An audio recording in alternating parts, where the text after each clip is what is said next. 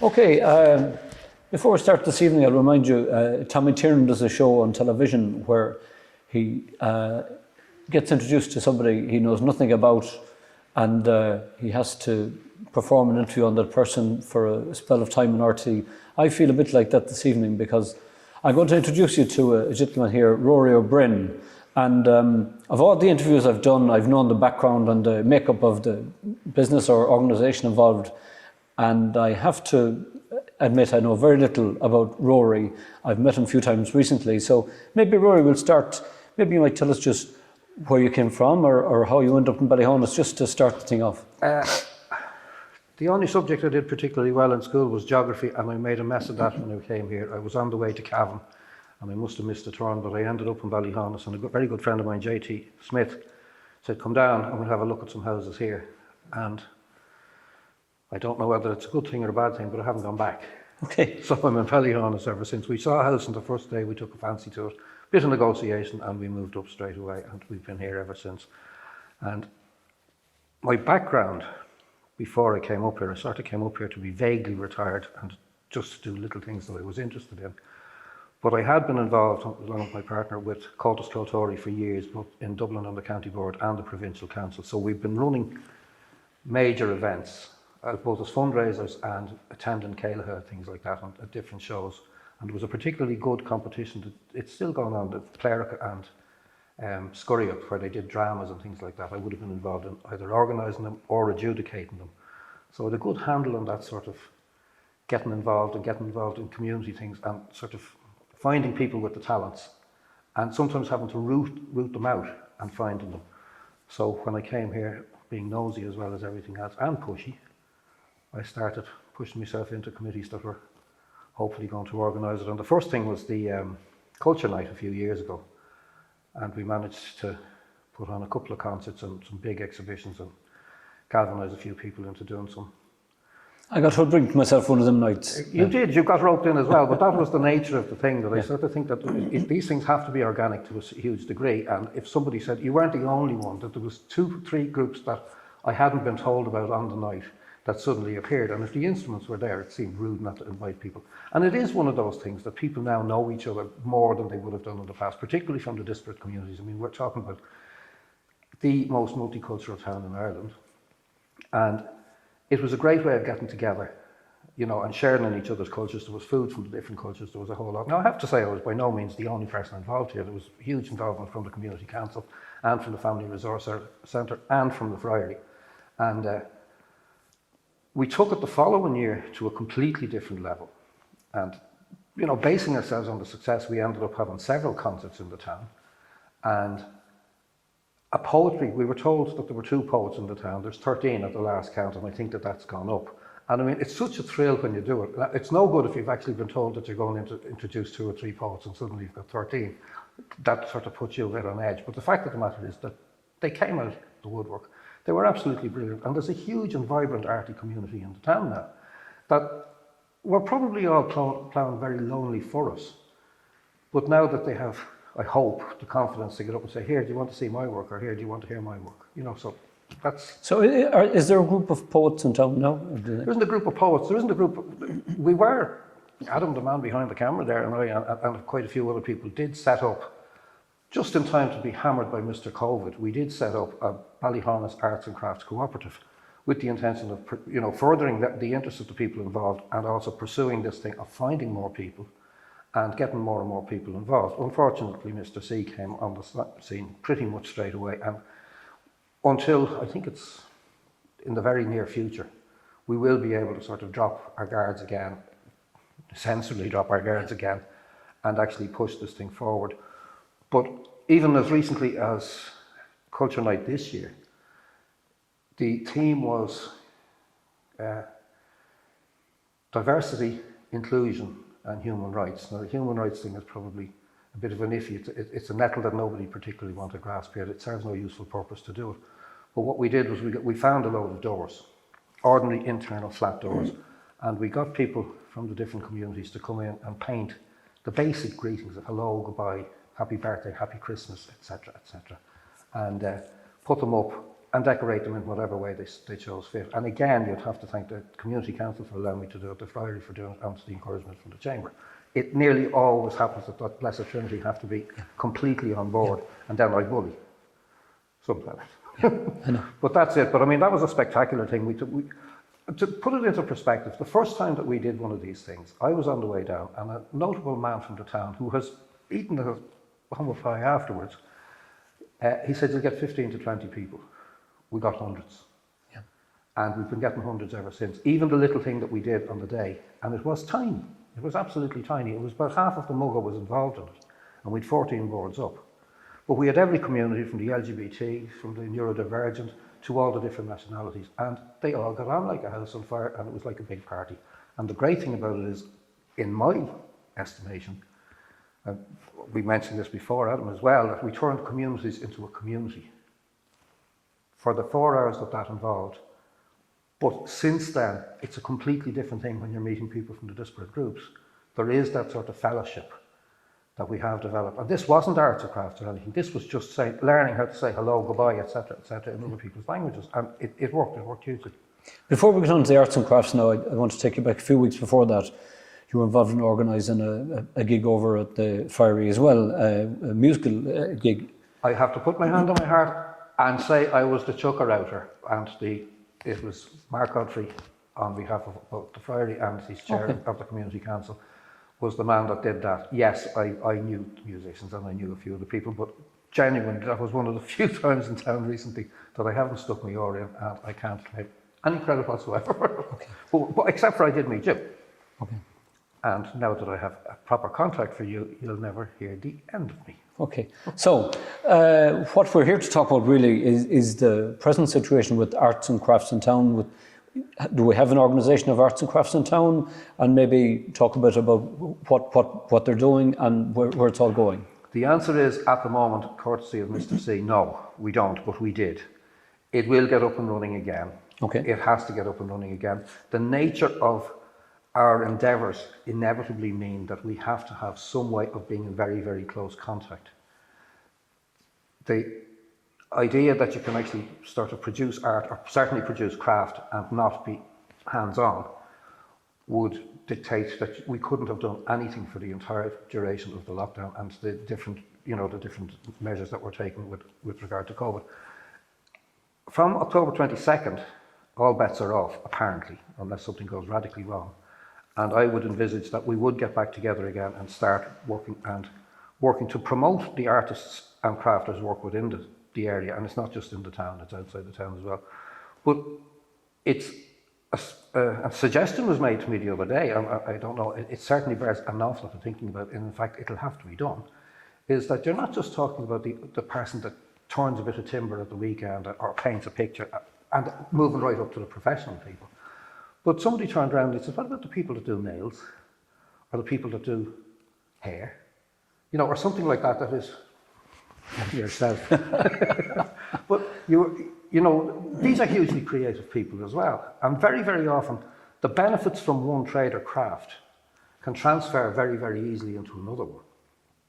And the best way of doing that is to actually mix and mingle. Share your experiences, share your suggestions, etc., etc. And the idea that there is a coherent group that people can go to and say, listen, I do nails, but I'd really love to do such and such, and we do this very fine work and all the rest. Well then, yes, there is. This jewellery making is an obvious... Sorry to interrupt you now, but a thought just come to mind. Do you think there's a crossover there between, let's say, somebody doing nails, that they are artistic in what they do, and that they could easily move on to something? Well, certainly, when you talk about working with epoxies or something like that, which is a huge craft interest, it's the same thing. Mm-hmm. It's done in miniature. Anybody that can do those pictures on nails is seriously gifted. Yeah. There's obviously going to be people that aren't quite up to it and they just do a basic job. But sometimes you just need a steering in the right direction, that you might be able to do something else. You might be able to take it to a different level. So it doesn't do to say, oh, well, I only do. That's an absolute nonsense. I only. It's a bit like I love you, but Only and but are words that you only use in extremis. Yeah. What sometimes dictates the only is if somebody's doing things for commercial gain, it takes a certain amount of time to do that, and they may not have the time to do the thing on the side. At the same time, if they got the opportunity to look at other things, they could. That's the whole thing, and I think that's one of the things that we should certainly be looking at. And we actually, before this whole thing came up, we were talking about doing demonstrations and exhibitions of different crafts, but you know, there is great printmakers in the town. There's great artists in this town. There's great creative people in the town. There's great musicians in the town. You know, there's great singers, songwriters, the whole lot. And it's providing a forum for these talents to come out. And it's once you start mingling like that, the jewellery maker and the nail person, for want of a better, you know, analogy, get together. Oh, I can do that. Mm-hmm. And I can do that is actually the most important words that you can actually come up with. It's the poetry, as I said, there's only 2.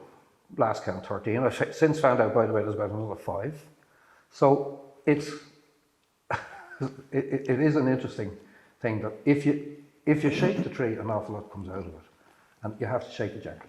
So as of now, would say, looking to the future, assuming that COVID was gone out the door in the morning and you had freedom to do what you want to do, what would you see could be done now or going forward? We definitely and without question need facilities in the town for people to be able to get together to do something. When we were doing the doors, we had to let people in small groups. Adam was involved, Anna was involved, a lot of people were involved. You couldn't obviously get a load of people into the courthouse at the same time for the reasons that we all know about. But we had 12-year-olds up to late 60s in with ideas. We had one lovely Ukrainian man came in. I've never painted a thing in my life. Well, you've got to do it because we need this thing done. And showed him how to paint. And I turned around a while later and there was a absolutely fantastic painting done. And I don't know how to paint. He says, I only came in to do manual labour. Well, you know how to paint now, so stop it. You know, I'm not banging a gong there. He did the painting. But the fact that we were provided with that facility, however briefly, brought a group of people together to do something to express their commitment to the community and to let off a bit of artistic steam. And they did it with absolute aplomb, as we saw on the exhibition. And I'd love to think that if we were given the proper venues that we could actually do this. How, I don't know. Who to provide the funding or whatever, I don't know. That's why the other 3 organisations that I mentioned earlier are so important, that if we can find venues that can actually allow people to give vent to their artistic endeavours, whatever, whether it's music, song and dance as well. And music, song and dance, I would hasten to add, are every bit as important as the plastic arts. The problem with them really is that they've always had a venue that they could be used in public houses, but an awful lot of the people in this town don't drink and they don't use the public houses. So the idea that we could get a place, particularly if you were talking about regional dancing from all over, from the different groups of people that are here, folk music from the different people. Rock music is a sort of a generic, it goes everywhere, but folk music is hugely impressive. And I'm pushing an open door with you anyway, but it's the idea that we could actually get people together to sit down and celebrate their coexistence. And venues. We'll do the work if you give us the roof. The thing that crossed my mind is being a native of the town, and would say growing up as a child, it was all Ballyhaunis Irish people that lived in this town. In my adulthood, that has changed dramatically. And the one, I won't say it has never been a problem, I don't think, but the one issue is that there's never been an opportunity for all these different diverse communities to actually come together for any reason or mix together for any reason. And maybe this is... There was a conference held a couple of years ago up in the Centre of Excellence, was it? Centre of Excellence. Yeah. And it was a good start and it was very well meaning, and I sincerely hope that good things come of it. But the fact of the matter is that when I went to the community council, Mayo County Council came to me because I'd been the name on the previous applications for Culture Night, etc. And they said, would you mind doing something? I said, well, given the parameters of inclusion, diversity, and leave human rights out of it because it's political, I just didn't particularly feel like going down that road. But when you got involved in it, I realised that quite a lot of my friends from the town, because I was a blow-in myself, were people from outside the town as well. And it wasn't circling wagons or anything like that. We did have a slightly different view of how to become included. Now, I'm a noisy, brash sort of an individual, so I wouldn't particularly have that problem. But other people might have a problem with me being like that, but that's neither here nor there. But we did notice that there was always the expression kept coming back, pushing an open door. And that explains. That's where the idea came from. That's where the thing came from. And then I went around to Mohammed Shabachi and I said, any chance of getting your people involved? Now, we'd already been talking about doing something bigger, but Mr. COVID again, thank you very much. And we decided that we'd see if we could do this. And it was a very, very, very basic thing. Like, even if you sort of, you go in and say, Salam Alaikum, in the Muslim shops and things like that, it's a very small thing to be able to do. It doesn't require an honours degree in foreign languages to do it. But again, you're pushing the open door. The other thing too, we have a variety of different proposals for what's happening at the old primary school. And I would love to think that it was possible that we could actually get facilities within that to promote arts and crafts, particularly with adults who worked at trades and never realised that the knowledge that they had gleaned in those trades can transfer to create much more creative things than going in and doing what you did 9 to 5. You know, I worked in flooring for far too long in my life, and one of the things, I was very lucky in that I had a little bit of a skill for being able to draw a picture quickly. And the upshot of it was that I got an awful lot of, before the machines made these inlays for you, we could go and do the inlays and put in pictures in ourselves in hospitals and universities and things like that.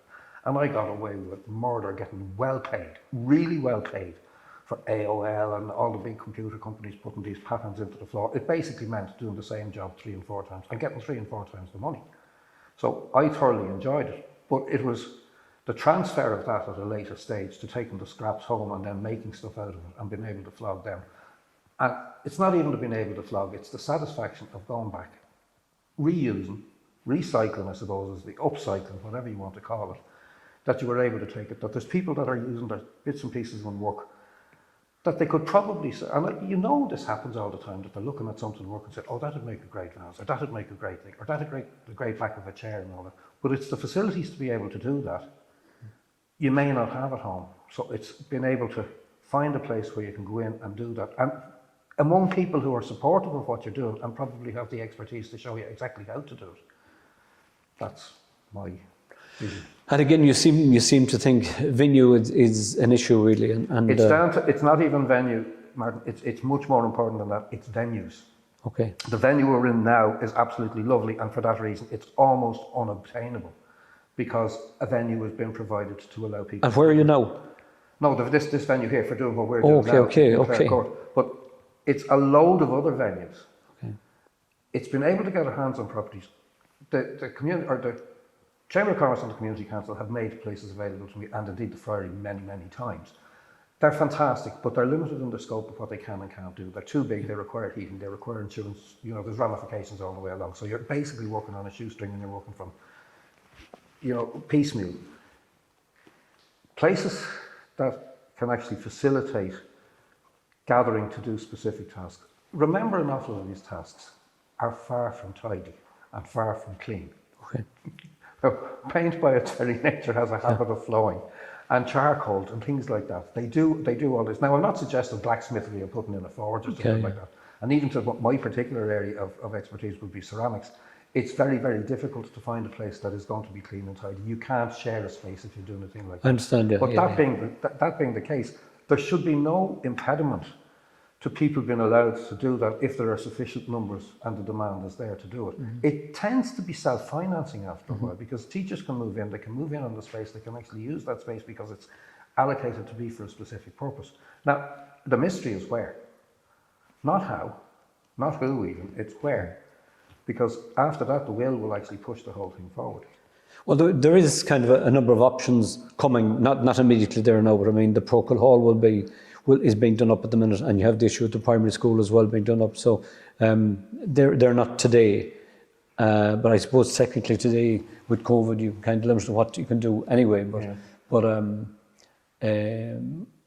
I suppose what we're really saying is if anybody's any ideas on alternative venues out there that are available in the area of Ballyhaunis, not necessarily, it doesn't have to be in the town centre. Certainly not. In fact, being in the town centre creates some sort of impediments because parking. Parking is a nightmare then unless parking is okay in the town. We're not going to criticise the town for parking.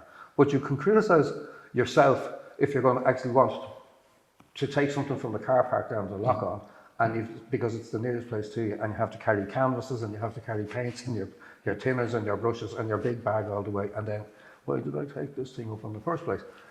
You know, there is that type of thing. That there is an immediacy that if you can get spaces, probably on the periphery, that you can actually use, that's reasonably warm, reasonably inviting, and reasonably secure. Okay. So look at, I would say, numerically, what are we talking about today? Artists in the Ballyhaunis area, artists between whatever you want to group between paint, ceramics. In painting, sculpting, there's the beautiful basket we work out in Ballyhaunis. There are loads and loads of things. And there are quite a few that take on more than one. There does tend to be a tendency among the artistic community, or the crafty community in particular, that they have more than one string to their bow. It is one of those things. So it's very, very hard to quantify, but I would say hundreds. Hundreds potentially. Go down to poetry, music, song and dance, and I can think of 40 or 50 straight off the top of my head. I don't even know, to my great shame, having been involved for so long with cultists and things like that, I have no idea how many set dances there are in the area, but I suspect there are quite a few. They can probably be better facilitated in the community hall. Although it's probably too big, cozier groups, particularly for people that are starting it out and trying it out first, the last thing they want to do is to be sitting in the hall singing for the first time. You know, and I know it's a daunting experience. But this place here would be absolutely ideal. You couldn't dance on that floor because you'd wreck the tiles, but you know what I mean. But you could certainly sing, you could certainly play tunes if facilities like this were available. Actually, now that I look at it, this is probably even too big. But it is that type of thing that getting the venues to suit the enterprise is very important as well. So you're dead right. If people have facilities that they could make available and that we could actually get together. Of course, the next big thing always is, if we got all the facilities in the morning, premises in the morning, we would have the major consideration of insurance. Because God, they love to wreck a thing, don't they? The number of festivals, the number of historic fairs and all the rest that have had to be knocked on the head because of this. I'm not going to say that health and safety nonsense. I was involved with trade unions for long enough to know just how important they are. Headed that bit. But it is one of those things that it's the insurance industry and the reinsurance industry at the back. You're rash, you're a nice fellow. You're needed. Well, I remember I organised this festivals here in town for years, and I remember one year for the fair day we had to give a list to the insurance company of all the different people we had coming in, and in the middle of it all there was a baker, and the insurance company came back, will the baker be baking? And we were refused to cover because the baker was going to be baking.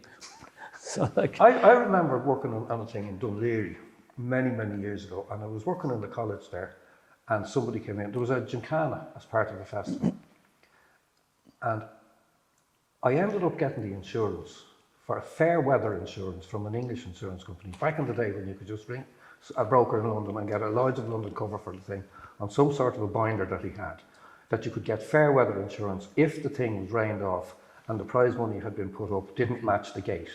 That you could do it. You can't do any of that stuff anymore. Everything goes to different levels of reinsurance until it vanishes into somebody else's pocket. I think that's for another day, but basically we're talking about the future of kind of arts and crafts, all that kind of thing at the moment. So ultimately your plan is to try and get that off the ground, combination of maybe a bit of financial assistance from the county council, maybe a bit of cooperation from the local communities and venues available, and getting the thing out there to invite people in to get involved. Yeah, when I moved here 7 years ago, there were 28 or 30 houses between my house on the main street and the square, vacant.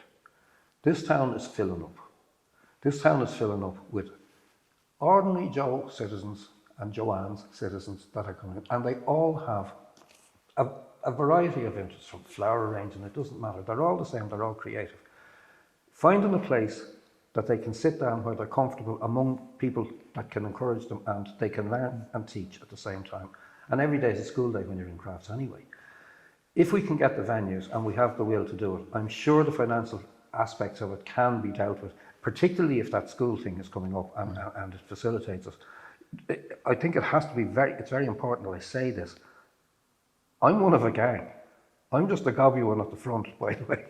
That there is a lot of us. The fellow behind that camera is another one. And, you know, there are an awful lot of people breaking their chops to make sure that this sort of becomes a reality. And again, I'm going back to that bloody expression that I used earlier, pushing an open door. We have been pushing an open door, but we're now getting to the stage where we want to be pushing a few doors at the same time. I know. Well, look at Rory. I think that kind of maybe brings it to the point we want to get to today. I just want to compliment you on, would say, deciding to come to Ballyhaunis to live, but to compliment you on your involvement with the community since you came. And I've seen your head in a lot of different doors since you came, and it's kind of, I personally believe that's how somebody who moves into town actually gets to know people. You get involved in things in the community, and I compliment you for that. I have to say one thing, that because Witness and I were involved in Cultus Cultural Ireland on both the Leinster Council and the Provincial Council, we had a huge involvement with the national organisation. It didn't really matter where we went, we would have known people. But because we came here and we knew Cultus people in the town and we knew Cultus people in the area, Claremorrison and Armagh and places like that, that we were welcome before we ever arrived in here. We were able to get involved in it. And it made it very, very easy to be the pushy little clown that I can be when it suits me. And to find the people. But I think we were all looking for each other anyway. Yeah. You know, as I said, I'm not going to take credit for this. The fact that I'm pushy is not necessarily a compliment. You know, but it is that we got involved, we got together, and we got something done. And again, there were 3 organisations as well.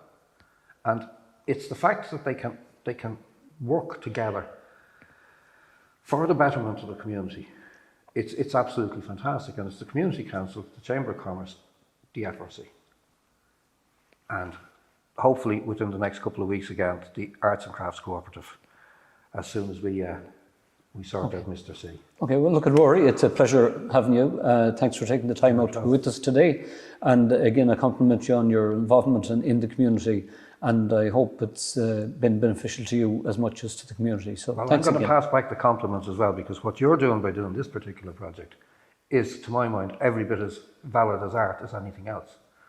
So you can give yourselves a pat on the back. We'll do a virtual high five on that one. Thanks, Rory. Thank you.